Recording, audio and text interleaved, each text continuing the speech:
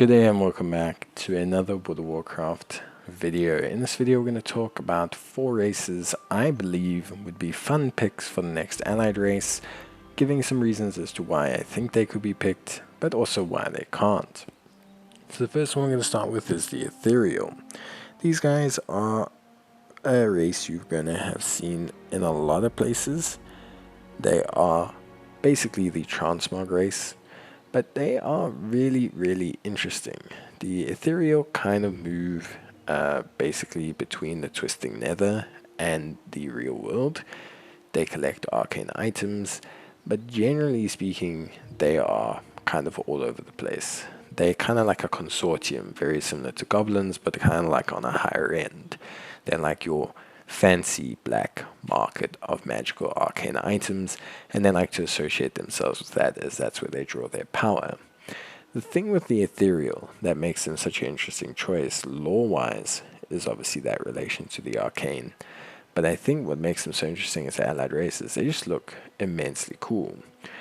A problem is that customizing them would be very difficult, and I think functionally, obviously, introducing them as an allied race would be a very confusing concept. They tend to be a very neutral race that doesn't really involve itself directly in the politics of Azeroth, but it could be an interesting proposition. However, I think it's probably unlikely.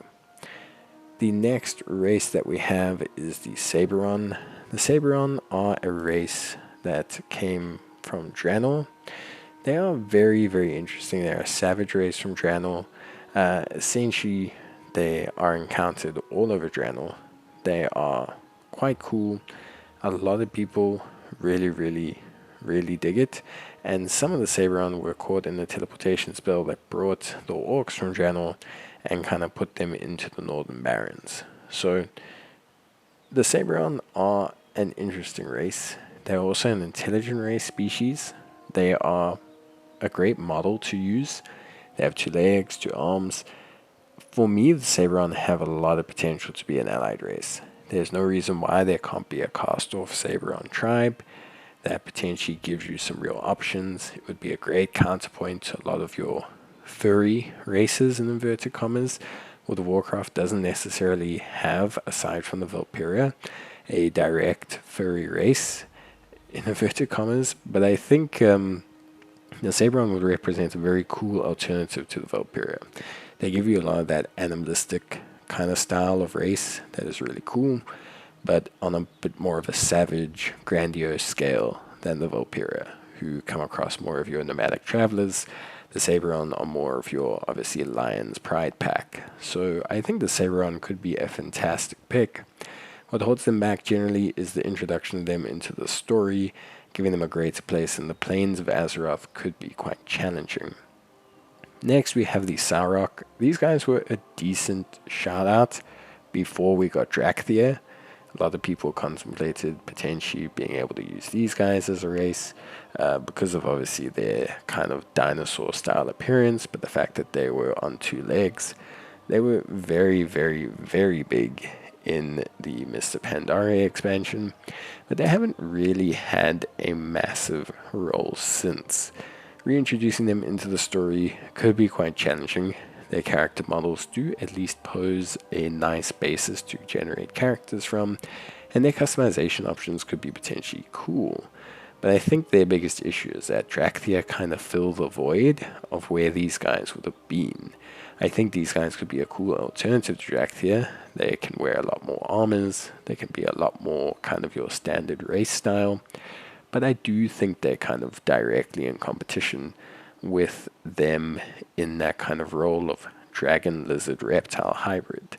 Now, there's no reason not to bring these guys, and you could go more of a dinosaur approach with them, which is really what they are. So I definitely don't think there's a no here.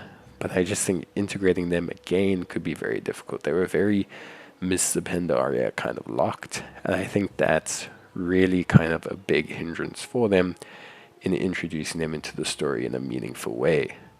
And then finally we have the Naga. You would have heard people talk about the Naga becoming a race for an incredibly long time. The Naga have been a race since Warcraft 3. that have kind of been on the realm of basically, you know, this being a race kind of thing.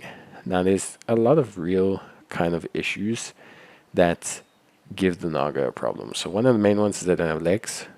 It causes a lot of problems with the models. But with the Dracthea coming out and their customization options being very different, what could be an interesting solution to the Naga is to have a sect of Naga that maybe through some means of magic have found a way to temporarily or to a certain point revert back to night elf form.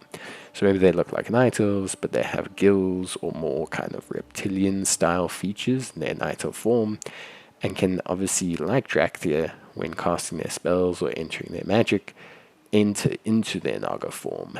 And that would be really interesting, because people have wanted to play as Naga forever. There's a lot of lore reasons as to that, and I think that would be a cool workaround to enable you to have the really distinct Naga models without inferencing on the ability to actually equip gear and do things. Overall, the Naga have fantastic lore, and you should read up about it if you want to. But I think, honestly, for me, these 4 races probably don't have a chance of being allied races. I think it would be really cool if we got something similar to them, especially the Saberon and the Naga. Let me know what you would pick in the comments. Bye.